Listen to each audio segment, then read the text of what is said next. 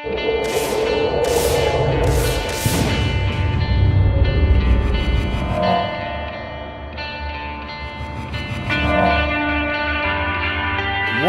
is Bitcoin? It seems to be gaining momentum day by day. New online currency for the world.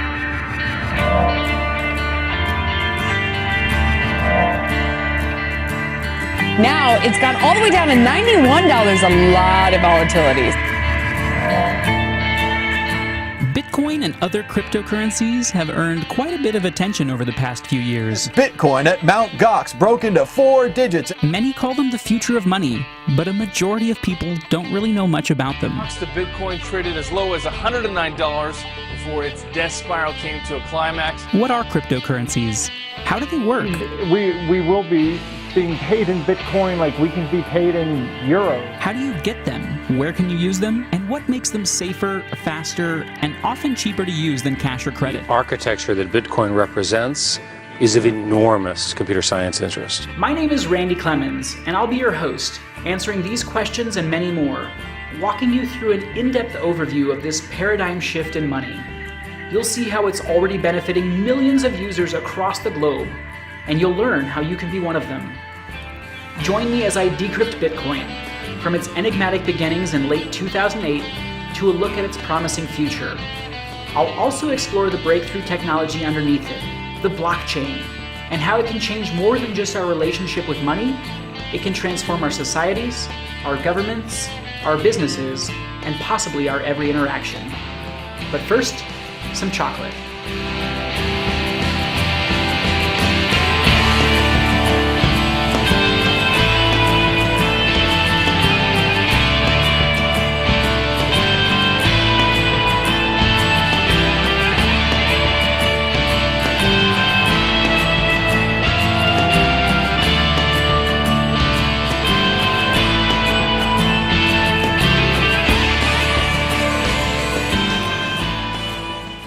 What you just witnessed was a Bitcoin transaction here at my favorite chocolate shop. Just a few taps on our phone screens and the funds were transferred nearly instantly, without any bank or credit card company taking a cut. A little over a year ago, I didn't know a single thing about Bitcoin. I'd heard of it, but that was where my familiarity with it ended. Then, in April 2015, I moved across the country from Southern California to New Hampshire to be part of the Free State Project, a group of over 20,000 pro-liberty activists moving to New Hampshire to create a truly free society with minimal government. It was here that I first saw Bitcoin being used, and I quickly got a deep interest in understanding how it worked.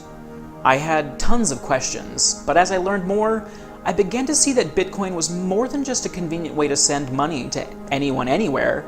It also reduces the cost and friction of international commerce and presents a viable alternative to the world's troubled currency markets. The idea for Bitcoin and its underlying blockchain technology were published in October 2008 by an anonymous user or group of users under the pseudonym Satoshi Nakamoto.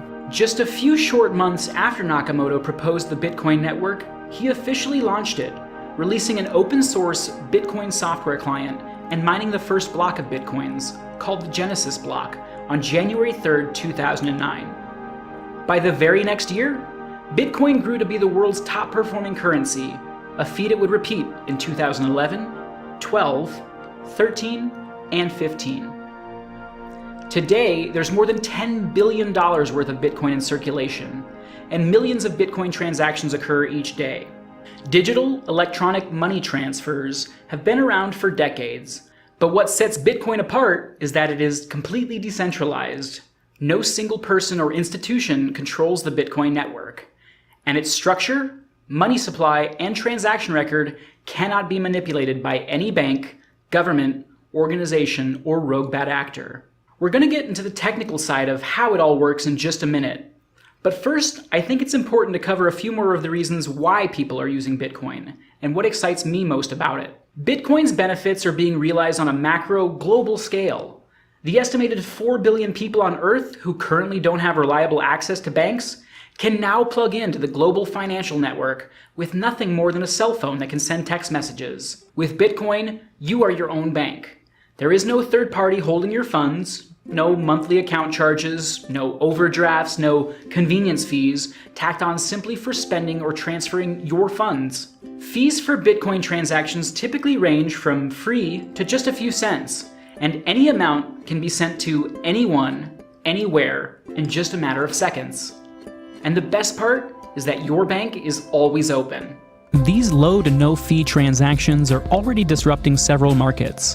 Some of the largest relief will be for remittance payments. That's money sent home by people working in other countries. This is a huge economy, with an estimated $580 billion flowing to families in developing countries. That's more than 3 times the size of any official government development assistance, by the way.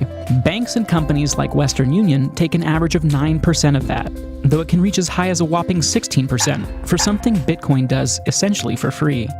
And Bitcoin is becoming more widely accepted on the local micro level as well.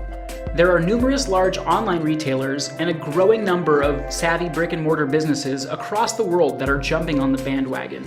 Tools like Bitcoin debit cards now let people spend their crypto coins anywhere the credit cards are accepted. And several third-party tools have popped up that help Bitcoin users actually save money on their Amazon orders or on gift cards for places like Starbucks and Target. Bitcoin mixes the digital ease of credit card payments with the privacy of a cash sale. With credit cards, you hand over your sensitive private data and account number every single time you buy something. Credit card and bank data centers are constantly warding off cyber attackers, at great cost, though they've been less than successful. In 2015, hackers made off with 80 million names, social security numbers, and other sensitive data from medical insurance giant Anthem Blue Cross. In 2014, a breach at JP Morgan Chase compromised the data of 7 million small businesses and 76 million households. 70 million records from Target in 2013, 56 million from Home Depot in 2014, 77 million records from Sony's PlayStation network in 2011. The list goes on and on and on. With a decentralized network like Bitcoin, there is no single point to attack, no stored private data to steal, and you don't have to trust any third party to store your funds or information. You are your own bank. There are plenty more reasons why people are using Bitcoin, and we'll cover a few more in this video. But now, I'd like to shift focus and take a look at how Bitcoin works. Now, we're about to get somewhat technical for a minute, because it's very important to talk about how this all functions, but rest assured, just as you don't need to understand the Federal Reserve or economics to spend $1, please know that you don't have to understand any of this to use Bitcoin. We're explaining it, if only because it's fascinating, and it all happens systematically behind the scenes. Let's take a look under the hood. Using my Bitcoin wallet, I scanned the QR code that Dancing Lion Chocolates presented to me. This began the first stage of the transaction, which you can think of like a pre-authorization charge on a credit card. My wallet broadcast a message to the Bitcoin network, thousands of independent computers, called nodes, that are located across the world. Rather than having one central party control a private ledger, each node on the Bitcoin network maintains its own copy of the blockchain, a distributed public ledger, which some have called the biggest thing since the internet. Transactions in the physical world and the digital world rely on ledgers for accurate record keeping. Think of ledgers as the behind-the-scenes balance sheets that help keep track of the world's assets. And that doesn't just mean your money. Your car registration, your house deed, the terms of your cell phone contract, these are all stored in ledgers. At its essence, the blockchain keeps track of every Bitcoin transaction that's ever taken place, and it enables what is called distributed consensus. Each node on the network can mathematically verify that the ledger is accurate and has not been altered, and each node can see that the copy of the blockchain they are using matches the blockchain data that other independent nodes are using. There is no central party controlling the ledger. It only gets updated by the consensus of nodes around the world. This is why Economist magazine dubbed the blockchain the trust machine. To pre-authorize a transaction, my wallet sends a message to the Bitcoin network with 3 things: my wallet address, the amount of Bitcoin to be sent, and the recipient's address. The blockchain ledger is then checked to verify that I am the owner of the account and that I have these funds available. Verifying that there are enough funds in any account is easy enough. Again, the blockchain is a public ledger, so anyone can view how much Bitcoin is in any address at any time. So everyone knows exactly how much money everyone else has? Not quite. Bitcoin addresses are long strings of numbers and letters. No names or personal data are revealed in these transactions, which helps ensure relative privacy, even with the complete transparency that a blockchain provides. But to verify that I am in fact the owner of these funds, and to prevent others from using them by simply typing in my address as their own, Nakamoto built in a private key function that serves as a digital signature. Think of this like signing a check or credit card receipt, or entering a PIN for a debit card transaction, only exponentially more secure. Each Bitcoin address has its own private key, which is a very long string of random letters and numbers that only the wallet owner knows. Think of it as a super password. Bitcoin was created to remove the need for trust between parties, and it did this with an elegant solution called cryptographic proof. Each digital signature is built around something called a cryptographic hash, an algorithm that takes any amount of data, from a simple sentence to a full-on novel, and mathematically encodes it, turning it into an unpredictable, fixed-length sequence of numbers and letters. Even the smallest changes to the input makes the output hash drastically different. The beauty of cryptographic hashing is that this is a one-way function. Computers are not yet smart enough to predict these hashes or reverse engineer them, which makes cryptographic hashing a secure way to prove that you know something without revealing what you know. So when my transaction was sent to the network, my public key, along with the transaction details, gets hashed in a way that the receiver and network can verify that I am the owner of that private key, without actually having to reveal my private key to the recipient or any third party. The buyer needn't worry that their account will be hacked or frozen, that their sensitive personal data will be stolen, or that their shopping habits will be tracked. And the seller needn't trust that the funds won't arrive, that a check won't clear, or that there will be a chargeback. Again, no trust is needed. It's all mathematically proven.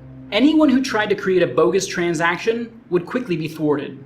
Without knowing my private key, their hashed digital signature would not match mine, which would cause their attempt to get rejected by the network and fail. This pre-authorization stage takes only a few seconds or less. Once the nodes have confirmed that I am the owner of the account and that I have the funds necessary, the transaction moves on to a group of users called miners, who ultimately confirm and finalize every exchange. Miners around the world are constantly collecting groups of these new pending transactions, organizing them into new candidate blocks to confirm and add to the blockchain ledger, with each block built upon the last. But how do so many participants agree on what block comes next? Mining solves the crucial task of reaching consensus among numerous parties by using a lottery system called proof of work that has miners competing to be the first to solve very complex mathematical puzzles. To assemble a new block, a miner gathers a number of pending transactions and puts them through a series of cryptographic hashes. But since outputs from a hash are impossible to predict, miners are essentially engaged in a guessing game. Imagine you had a mining computer running at home, and it was trying to include my transaction in the newest block. Your miner would take the digital signature from the last confirmed block on the blockchain and hash it with a collection of pending transactions and several other pieces of information. Bitcoin is designed so that it takes about 10 minutes for a miner on the network to find a solution and create a new block. And to maintain this rate, the difficulty of finding the right answer automatically adjusts approximately every 2 weeks. When a block has been mined and confirmed, it also generates a difficulty target for the next block. At that point, your miner and every other mining computer on the network is in a race to assemble a block that yields a hash value lower than the target number generated from the previous block. These targets are complex hexadecimal numbers with a long string of leading zeros. Let's say this was the target number from the previous block. After assembling your candidate block, your computer begins hashing all the transaction data with another input, a random number called a nonce, to try to find an output that is lower than that target. And again, because the outputs from hashing are impossible to predict, it takes a heck of a lot of guesses to find a nonce that yields a winning hash. Currently, the entire Bitcoin network collectively makes about 1.5 quintillion guesses per second. That's 1.5 times 10 to the 18th power, or 1.5 billion guesses per second. And yet it still takes 10 minutes for the network to find one nonce that works. Once a nonce is found that produces a hash lower than the target, the successful miner broadcasts its answer to the network as a new block. This is the proof of work, essentially showing that there was a significant amount of computing effort behind finding that solution. And while it may have taken significant effort to find it, once the solution has been found, it is very fast for other miners to plug in the nonce, check the math, verify the block, and begin trying to win the next one. That process repeats, utilizing the hash output from the previous block as part of the hash input for each new block, stringing them all together in a chain of blocks that can be easily followed all the way back to Satoshi Nakamoto's Genesis block. All nodes agree that the math adds up for each and every block, and because of that consensus, users have trust that the system functions as promised, which is part of what gives Bitcoin its value. The beauty of this system is that the record book cannot be altered. Any attempt to alter a transaction already in the blockchain would require not only the rehashing of the block containing that transaction, but all other subsequent blocks as well. Depending on how deep in the chain the transaction is, it could take a single attacker weeks, months, or even years to rehash the rest of the blockchain. And even if this were to happen, the rest of the network would still be adding new blocks onto the main chain faster than the attacker could possibly add incoming blocks to his fraudulent chain, and this attempt would be rejected. Mining and this proof-of-work concept are what keep the Bitcoin network secure, and it eats up quite a bit of computing power and electricity as a result. To reward miners for participating and investing in the accuracy of the network, a miner is rewarded with a certain number of Bitcoin, currently 12.5, though this will change over time, as well as any transaction fees included by the senders. That reward is also how new Bitcoin is introduced to the network. Unlike central banks and governments that can print more money anytime they wish for any reason, there will only ever be 21 million Bitcoins released, according to a set formula that should see the last Bitcoin mined sometime around the year 2140. At that point, miners will rely solely on transaction fees to incentivize their computing work. Phew, amazing, isn't it? We made it through the technical part, and I want to point out again that all of this is automatic and behind the scenes. To the buyer and seller, it's just a few clicks or taps on a computer or phone, and you're good to go. Now that we've explained how it works, let's take a minute to discuss how people actually get Bitcoin. Yes, mining is one way, though it's not really considered cost-effective to get started mining at this point without significant investment and very low electricity rates. There are plenty of easier ways to get Bitcoin, thankfully.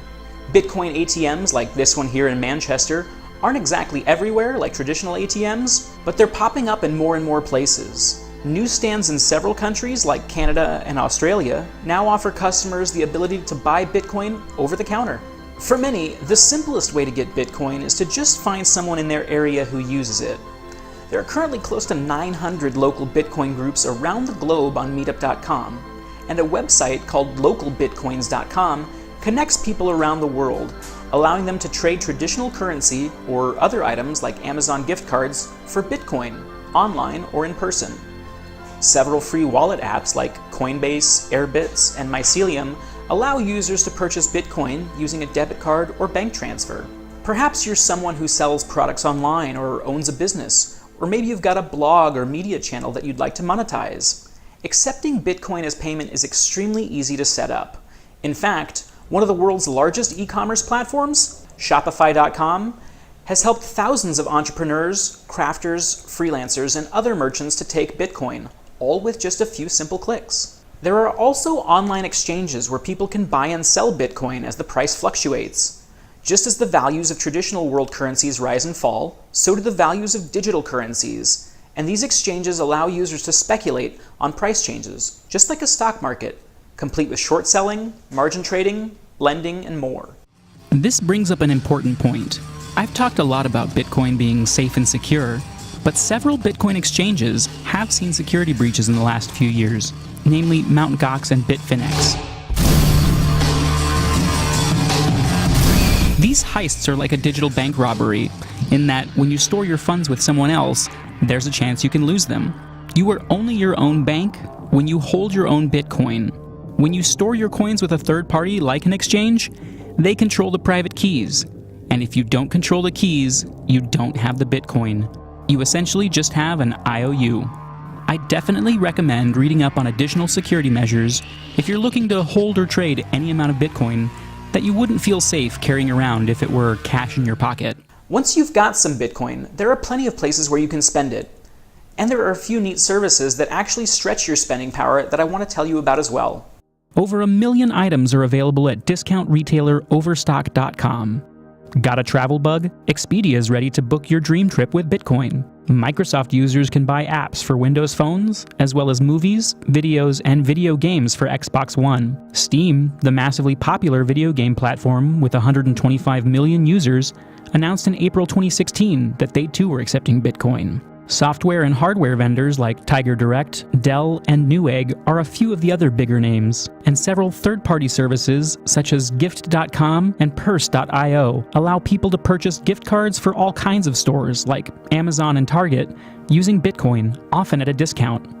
Critics of Bitcoin like to argue that Bitcoin isn't real because it's digital. Bitcoin, which is, there's nothing in the end. It's supposed to be purely self-fulfilling prophecy, purely levitating on itself.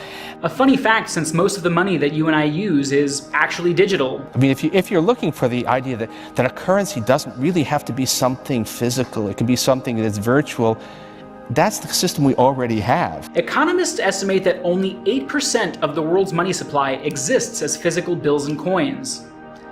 Despite the fact that some government money exists as tangible paper and metal, it isn't actually backed by gold or any other material. Only trust.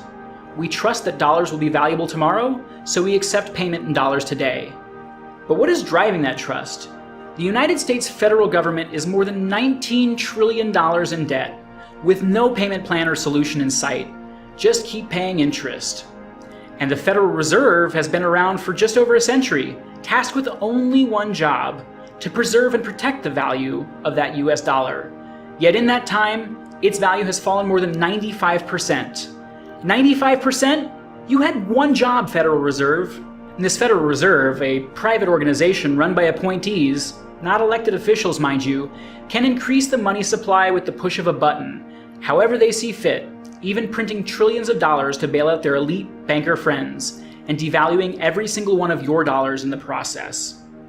This kind of centralized control over the money supply and the ability to manipulate the market simply cannot exist with Bitcoin.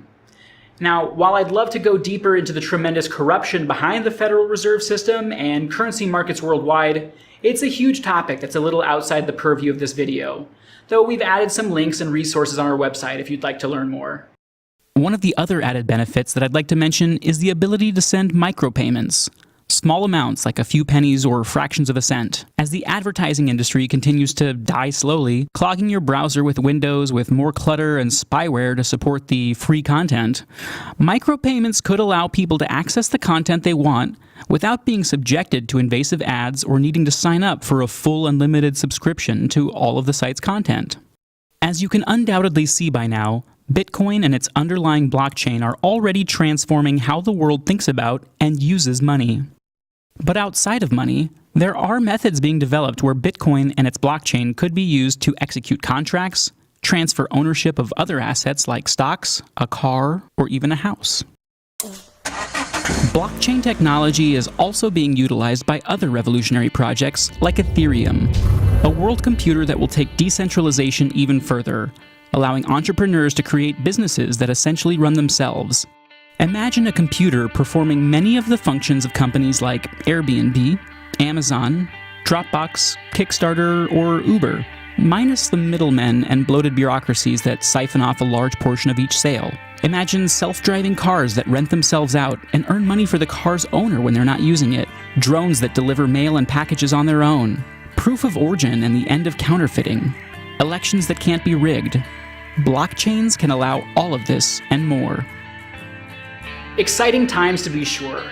Don't worry if you didn't catch all of this or weren't able to understand it all. It's an extremely complex topic that is still changing minute by minute. But the beauty of Bitcoin is how elegantly all of these complexities are essentially invisible to the user. Sending a Bitcoin to a person standing right in front of me is just as easy as sending it halfway around the world.